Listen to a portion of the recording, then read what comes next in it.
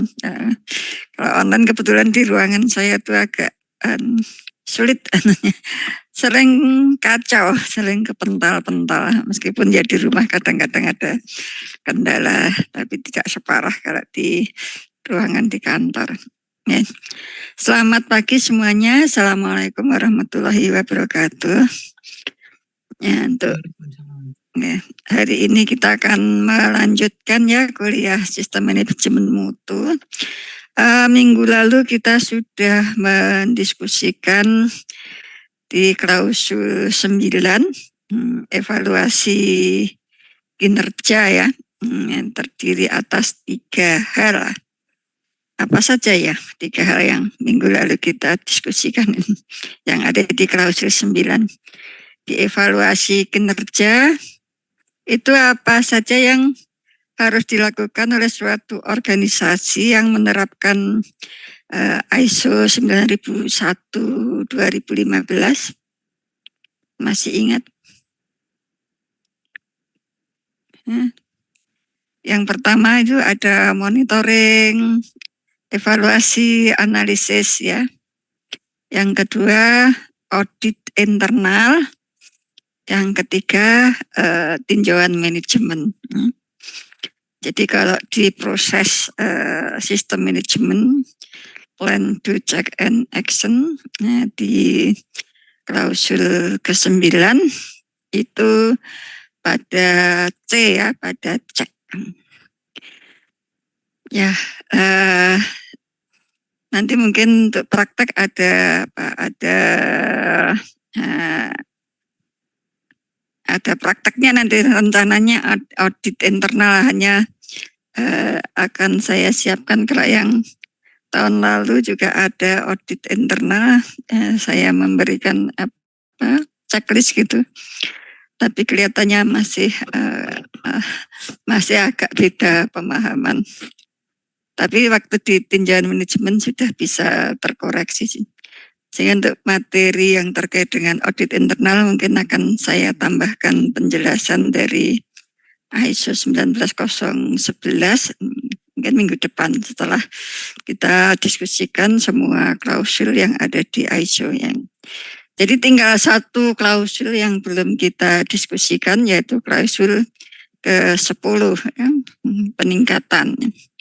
Kita lihat dulu ya, saya ambil tayangannya. Kalau yang di tahun lalu memang penjelasannya agak buru-buru, saya lupa kenapa ya waktu itu, apa karena banyak tanggal merah tadi gabung-gabung atau gimana saya lupa. Tapi memang waktu tahun lalu itu penjelasan di klausul 9 dan klausul 10 itu jadikan satu, jadi memang lumayan terburu-buru. Nah, untuk yang saat ini coba saya pisah karena kebetulan masih ada waktu ya. Yang klausul 9 yang kemarin sudah saya jelaskan dan sudah saya sesuaikan materinya, sudah saya lengkapi ya. Kalau saudara ambil tayangan yang lama, memang materi ini digabungkan. Sehingga memang saya meringkas, mungkin terlalu ringkas. Jadi kita akan bahas ya kalau di klausul 10, kalau kita kembali ke proses manajemen PDCA, pasti kalian juga sudah tahu, pasti ini di proses yang terakhir atau yang X ya. Nah, apa saja yang diminta oleh ISO dalam melaksanakan peningkatan ini? Ya, dalam melaksanakan ini ada 3 juga sih, ada 3 hal juga. Umum ini hanya hal yang terkait dengan umum, informasi umum. Kemudian yang nomor 2 ini kita ketidaksesuaian dan tindakan korektif. Minggu lalu juga sempat kita diskusikan ini karena ada kaitannya dengan audit, monitoring itu kadang ditemukan ketidaksesuaian, sehingga ada penjelasan sedikit terkait dengan ketidaksesuaian dan tindakan korektif. Koreksi dan tindakan korektif ya sudah kita diskusikan juga. Kemudian yang Ketiga, yaitu peningkatan berkelanjutan.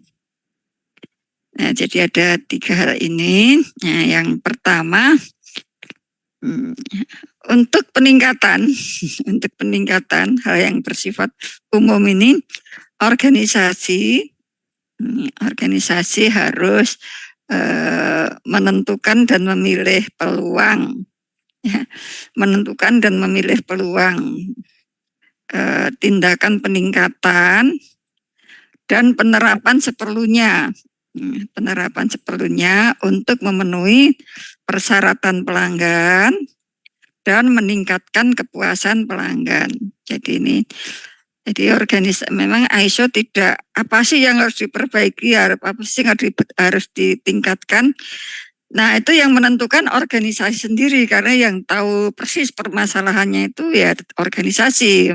Permasalahan itu bisa diketahui pada saat monitoring, pada saat evaluasi, pada saat audit, atau pada saat yang tidak sengaja, ya bisa saja. Jadi ini organisasi menentukan dan memilih, ya, dari hal-hal yang diketahui atau diidentifikasi tadi, apa saja yang menjadi peluang untuk ditingkatkan. Apa saja yang tercakup dalam peningkatan ini? Nah, ini yang pertama, ini meningkatkan produk dan jasa. Nah, bisa meningkatkan itu apa jenis produknya, jenis jasanya. Ini juga kalau ini katakanlah bertambah jumlahnya atau jenisnya, itu juga sudah merupakan peningkatan. Tentu saja itu juga perlu didasarkan pada hasil ini penentuan dan pemilihan dari hasil identifikasi, ya. Kalau toh tidak bisa meningkatkan produk ataupun jasa, bisa juga peningkatan itu dilakukan dengan ini memperbaiki, mencegah atau mengurangi pengaruh yang tidak diinginkan. Jadi misalnya ada produk yang ada pengaruh yang kurang baik, yang tidak diinginkan, itu perbaiki dulu, itu juga suatu peningkatan. Kemudian yang ketiga ini meningkatkan kinerja dan keefektifan sistem manajemen mutu. Bisa jadi dari sisi perencanaannya ada yang perlu diperbaiki, atau dari sisi auditnya, atau dari sisi operasinya. Ya, jadi ini yang perlu ditentukan dan dipilih, ya, oleh organisasi. Nah, ini contoh, ini ada catatan ya di ISO-nya. Contoh peningkatan dapat mencakup ini koreksi, tindakan korektif, peningkatan berkelanjutan, perubahan terobosan, inovasi, maupun reorganisasi. Ya, reorganisasi itu mungkin juga disebabkan oleh ada hal-hal yang perlu diperbaiki dari organisasinya, mungkin terlalu gemuk, atau ada suatu divisi yang tidak efektif atau tidak diperlukan, sehingga itu dihilangkan. Itu kan suatu reorganisasi, atau jajaran manajemennya yang perlu dilakukan perubahan. Nah ini yang bersifat umum, ya. Bagaimana penerapannya? Nah, biasanya itu kan dasarnya dari hasil tinjauan manajemen, ya. Dari hasil tinjauan manajemen itu kan ada keputusan, ya. Kalau tinjauan manajemen nggak ada keputusan, mungkin perlu dilihat lagi itu tinjauan. Saya beberapa kali membaca hasil tinjauan manajemen beberapa organisasi itu nggak jelas keputusannya itu apa, hanya deskripsi aja. Jadi misalnya organisasi ini sudah memiliki ini, sudah memiliki itu, cuma nggak ada evaluasi yang sudah dimiliki ini memadai atau tidak, nggak ada keputusan. Jadi seperti catatan informasi saja. Jadi tinjauan manajemen itu harus ada keputusannya. Kemudian setelah diputuskan mengambil tindakan, berdasarkan keputusan itu diambil tindakan yang dengan melaksanakan hasil keputusan itu dengan suatu tindakan ini akan mendorong menuju perbaikan berkelanjutan. Ya, tindakan ini bisa dalam bentuk tindakan korektif. Mungkin dari hasil tinjauan manajemen atau dari hasil monitoring atau dari hasil audit itu kompetensi SDM yang kurang memadai, ya mungkin keputusannya diadakan pelatihan. Nah, sehingga pelatihanlah yang akan dilaksanakan pada saat itu ya. Jadi ini ya bisa keputusannya bisa berupa inovasi, bisa berupa ya tergantung masalahnya apa gitu ya. Jadi ISO juga tidak memberikan keharusan seperti apa, tentu saja disesuaikan dengan masalah yang dihadapi oleh organisasi itu. Kemudian yang kedua, ketidaksesuaian dan tindakan korektif. Nah, di dalam ISO-nya ini 10.2.1 ya. Jadi 10.2 itu ada dua hal kalau nggak salah ya. Yang pertama, bila ketidaksesuaian terjadi, bila tidak termasuk timbul dari adanya keluhan dari pelanggan atau dari stakeholder, apapun keluhannya ya, apapun keluhannya, maka itu harus ada reaksi dari organisasi. Jadi kalau ada keluhan atau ketidaksesuaian, organisasi harus bereaksi ya terhadap ketidaksesuaian itu. Nah, tentu saja reaksinya ya dilihat itu ketidaksesuaiannya seperti apa atau keluhannya apa ya, keluhannya seperti apa. Nah, bisa jadi keluhan itu sebenarnya tidak seharusnya dikeluhkan ya, karena misalnya ada kesepakatan ya.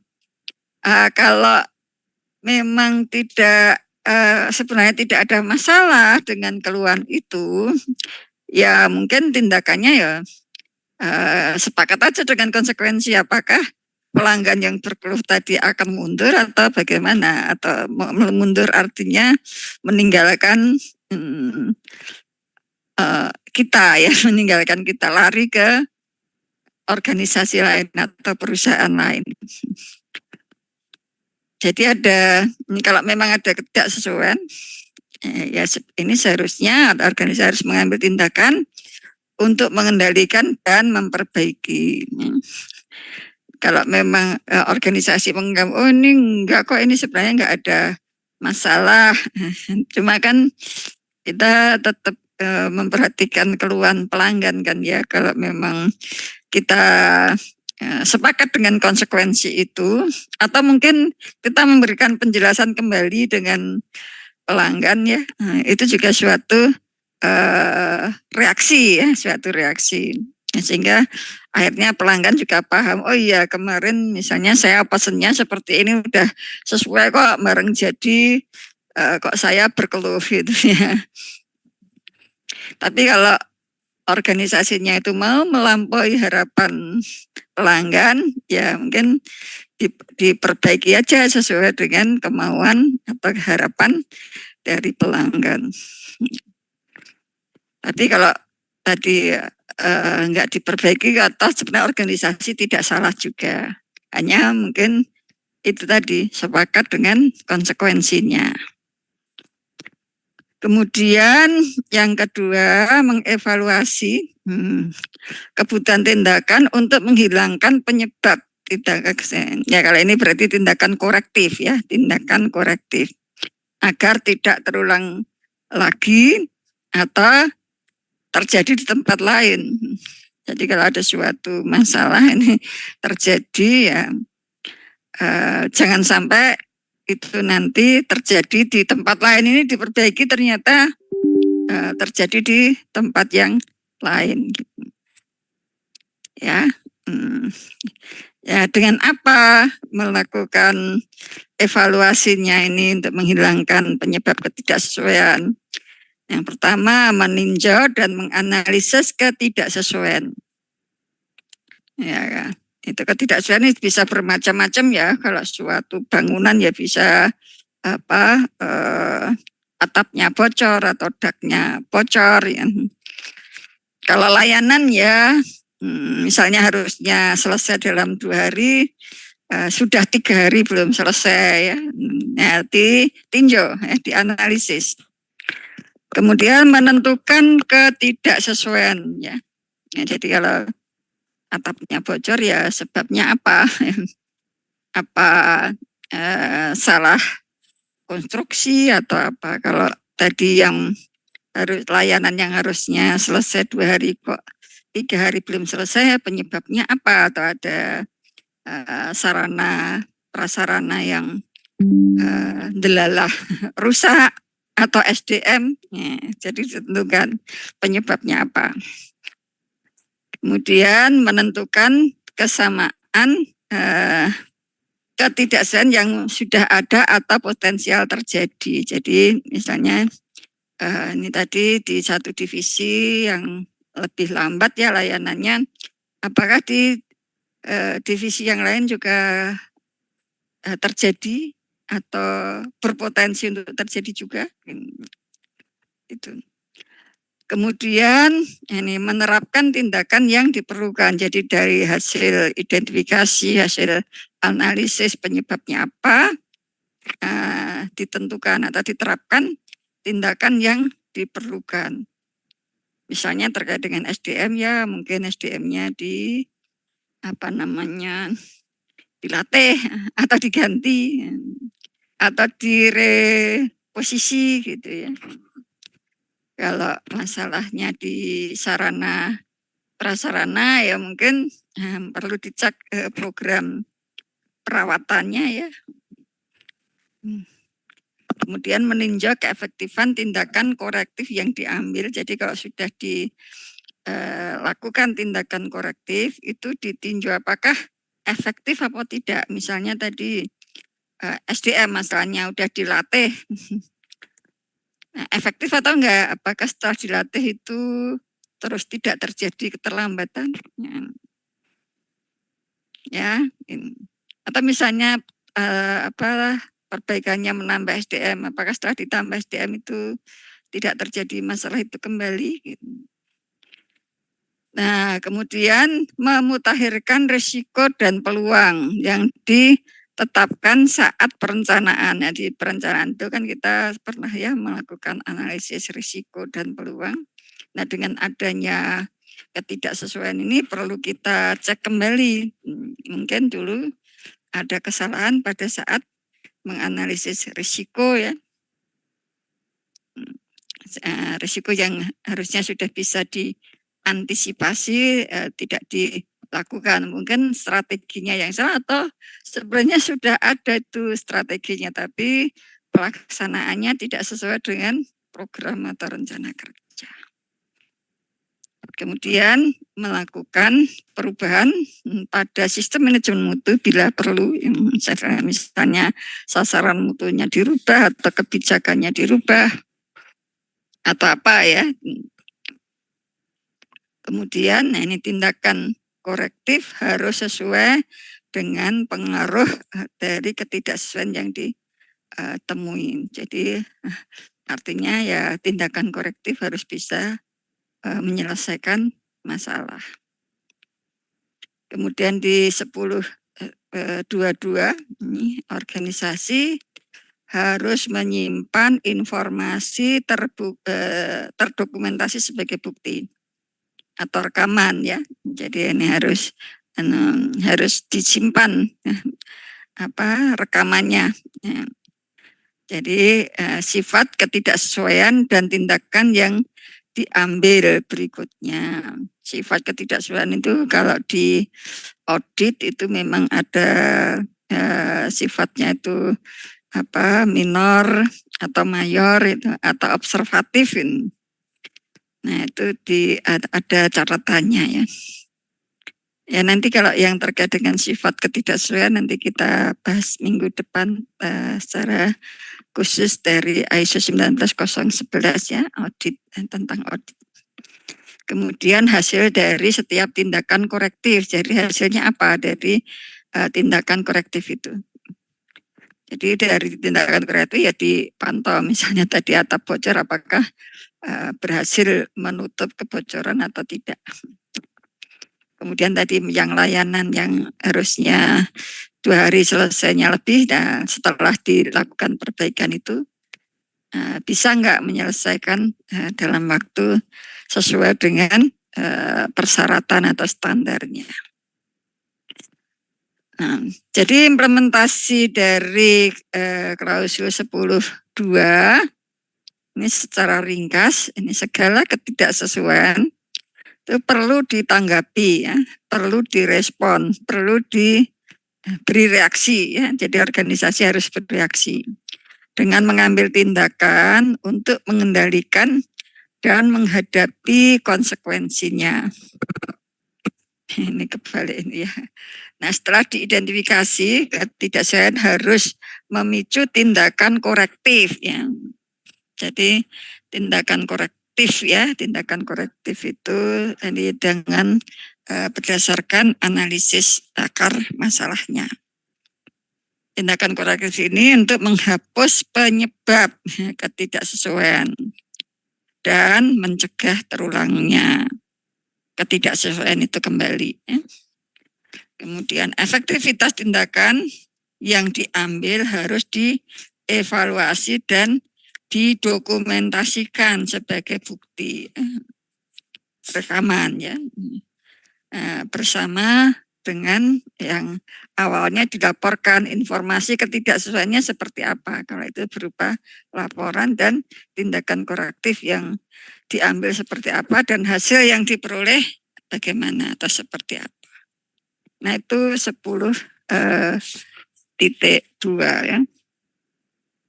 Kalau ada yang mau bertanya silahkan langsung langsung disampaikan saja oral ya, karena saya nggak bisa lihat satu-satu ini agak ribet soalnya. Nah itu 10.2. Nah 10.3 peningkatan berkelanjutan. Ya, organisasi harus meningkatkan apa yang ditingkatkan ini ya, kesesuaian, kecukupan, dan keefektifan sistem manajemen mutu secara berkelanjutan. Nah, organisasi juga harus mempertimbangkan hasil dari analisis dan evaluasi serta keluaran tinjauan manajemen. Ya, jadi pada saat melakukan peningkatan itu harus mempertimbangkan hasil analisis dan evaluasi serta keluaran tinjauan manajemen. Jadi tidak asal saya pengen memperbaiki yang ini gitu ya. Nah, bisa jadi itu sebenarnya bukan skala prioritas ya. Nah, untuk menentukan jika ada keperluan atau peluang yang harus ditangani sebagai bagian dari peningkatan berkelanjutan. Nah, bagaimana implementasi dari 10.3 kalau tadi bunyi klausulnya ya? Ya dapat dikatakan bahwa klausul 10.3 atau peningkatan berkelanjutan ini merupakan aspek kunci dari sistem manajemen mutu. Nah, untuk mencapai dan mempertahankan manajemen mutu yang sesuai, baik itu dari sisi kesesuaian, kecukupan, dan keefektifan, sehingga tujuan organisasi itu bisa dicapai. Kalau dikaitkan dengan informasi terdokumentasi atau persyaratan informasi terdokumentasi di klausul 10 ini yang harus disimpan ini yang di 10.2. Jadi yang harus dipelihara tidak ada persyaratannya ya, tidak ada persyaratan yang yang diberikan oleh ISO yang ada adalah ini rekaman ya atau catatan ya ketidaksesuaian dan tindakan korektif. Jadi organisasi harus menyimpan informasi terdokumentasi ya, terkait dengan ketidaksesuaian yang terjadi dan tindakan korektifnya. Ya. Jadi di klausul 10 ini kalau saya pribadi ya menganggap ya di klausul ini merupakan klausul penegasan ya, terhadap seluruh persyaratan. Jadi ada di ISO itu yang menjadi persyaratan itu klausul 4 sampai dengan 10 ya. Yang 1, 2, 3 itu hanya pengantar aja ya. Ada ruang lingkup istilah definisi itu hanya pengantar aja. Tapi yang dipersyaratkan ya, jadi kalau nanti kalian mau menerapkan ISO sistem manajemennya baik yang mutu, lingkungan, K3. Nah, itu perhatikan yang ada di klausul 4 dan sampai dengan 10 itu apa saja persyaratannya. Ya, jadi kita dulu ya sudah mempelajari ya di klausul 4 ya konteks organisasi, ada isu internal, isu eksternal, harapan dan keinginan pemangku kepentingan ya. Kemudian di klausul 5 ada leadership ya, kemudian di klausul 6 perencanaan ya, klausul 7 dukungan, klausul 8 operasi, kemudian klausul 9 evaluasi kinerja. Jadi PDC ini ya. Kemudian A-nya di klausul 10. Jadi semua proses plan, do, check, nah ini berujung pada improvement.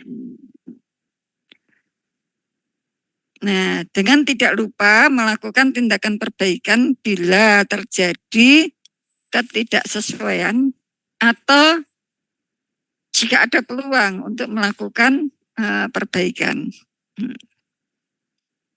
Nah, dokumentasi serta tindakan pada klausul ini, nah sebenarnya seharusnya tersebar di semua persyaratan. Artinya, oh ternyata dari hasil evaluasi dan tinjauan manajemen bisa jadi kan yang harus diperbaiki di klausul 4.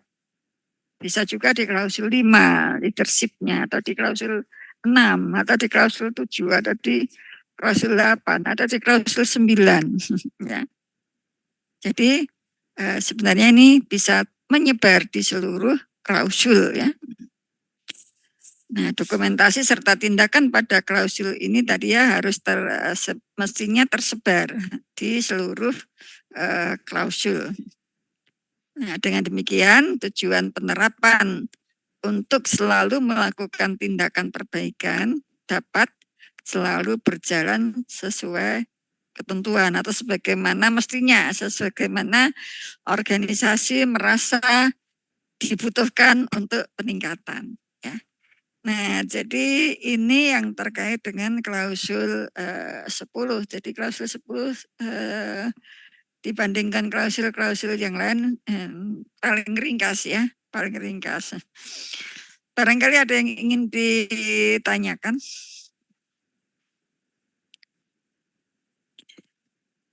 Kalau belum ada, kita coba dulu ya, presensi dulu. Saya panggil satu-satu aja.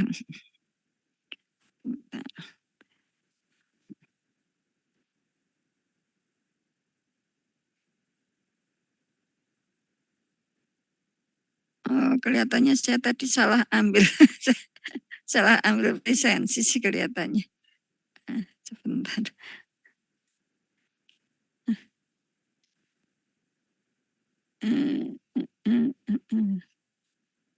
Oh iya.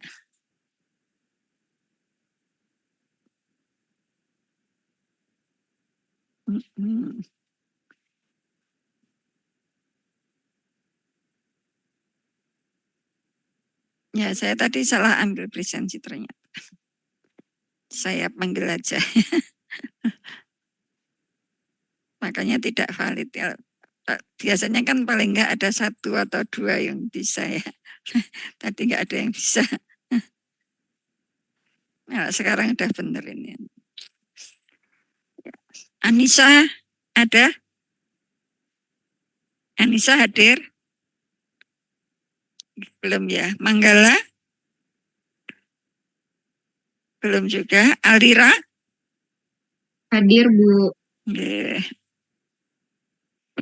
Angelika? Ijen ya? Angelika Ijen.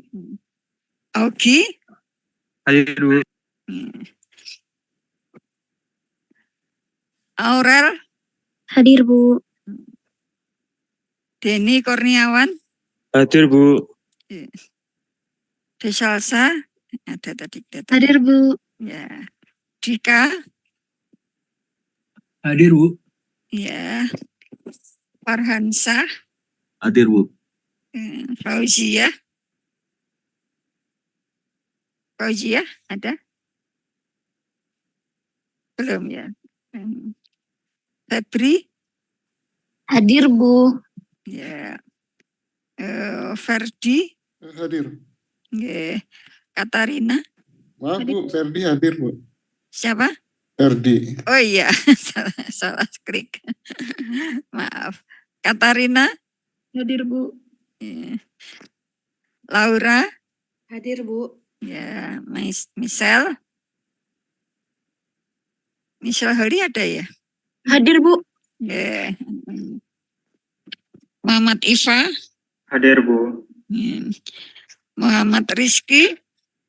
Hadir, Ibu. Nadia Devika? Hadir, Ibu. Naswa Hasna? Naswa ada enggak? Nur Okta? Hadir, Bu. Ini yang hadir Naswa atau Nur? Hadir, Bu. Hah? Naswa? Nur Okta? Naswa, Bu. Oh Naswa ya. Nur Okta? Hadir, Bu. Renaldi? Hadir, Bu. Ya. Retno Andrianti? Retno ada enggak? Ridho? Hadir, Bu. Rika? Hadir, Bu. Terus si Safira? Hadir, Bu. Septiara? Hadir, Bu. Tita? Hadir, Bu. Terus Wahyu Setia? Wahyu Setia ada?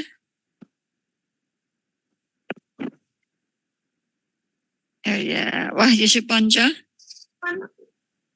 Hadir, Bu. Ya, tadi yang belum siapa aja, saya ke atas lagi. Mbak Anissa ada? Harusnya ini ada ya, harusnya apa? Ini kan ada 29, berarti kan ada 27 ya. 27 tadi kok belum nyampe baru 25 ya. Masih ada siapa ya? Mbak Anissa ada enggak? Enggak ada ya, Manggala?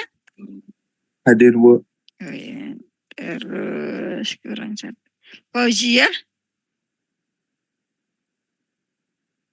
Fauzia enggak ada?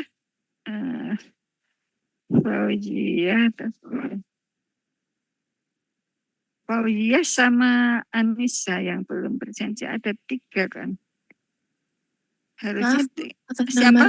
Hadir. Siapa namanya? Retno. Oh Retno. Sebentar ya, Retno di. Oh ya. Berarti tadi yang belum. Ini Anissa sama Febri. Anissa. Izin, Bu. Ya, gimana? Yang izin siapa?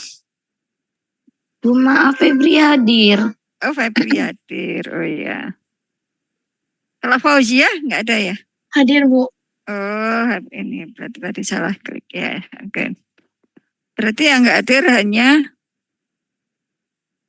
yang hadir tadi si Mbak Enji, Ijen, terus si ini aja. Anissa. Anissa nggak ada ya? Ya, stop. Saya coba lihat di sini.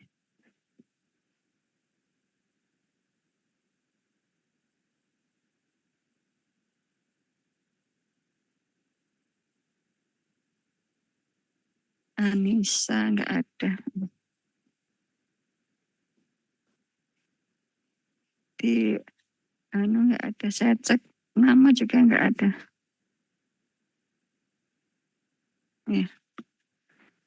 Ya berarti memang nggak ada kali sih Mbak Anissa. Ya sampai di sini ada yang ingin ditanyakan? Belum Atau ada komentar? Oh ini Ridho gimana Ridho? Belum Tadi ada, Bu. angkat. Oh ya. Yang lain ada?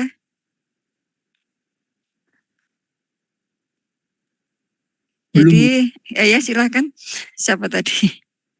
maksud saya belum ada pertanyaan. Oh belum ada pertanyaan.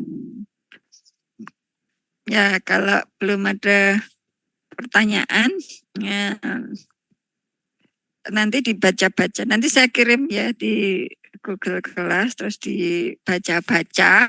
Nah, minggu depan mungkin kita akan diskusikan terkait dengan audit internal atau audit gitu yang menggunakan standar ISO 19011. Saya dulu sih ada materi, cuma saya tidak susun sendiri dari luar pada saat saya mengikuti pelatihan. Saya nggak tahu sekarang masih ada. Saya ikut pelatihan itu tahun 2020 atau 21 ya, saya waktu masih COVID itu masih, hingga pelatihannya online, hanya ujiannya saja yang dilakukan secara offline. Saya cari kok, saya mungkin di sini. Ini masih ada waktu 10 menit soalnya. Mungkin saya tunjukkan aja. Saya tunjukkan materi yang saya dapatkan dari luar. Materinya waktu itu banyak sih. Materinya banyak sekali, tapi hanya saya akan memberikan nanti mungkin diskusinya minggu depan, tapi hari ini hanya saya tunjukkan sekilas saja. Kalau dokumen ISO 19011-nya saya kira sudah ada di Google Kelas ya. Saya keliru.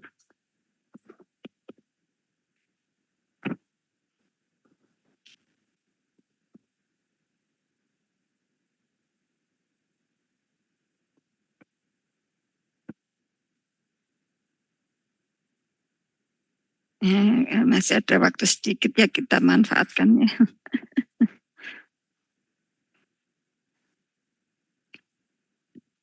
Nah ini waktu itu saya pernah mengikuti ini ya, pelatihan dan sertifikasi untuk ini lead auditor untuk ISO 9001 2015 yang pelatihannya oleh ini WQA, tapi sertifikasinya oleh IRCA ya. Di ISO 19011 itu memang ada beberapa, itu dapat dikatakan sebagai suatu panduan ya atau pedoman untuk melaksanakan kegiatan audit. Nah, aktivitas audit yaitu mungkin ini yang juga membedakan dengan kegiatan monitoring evaluasi.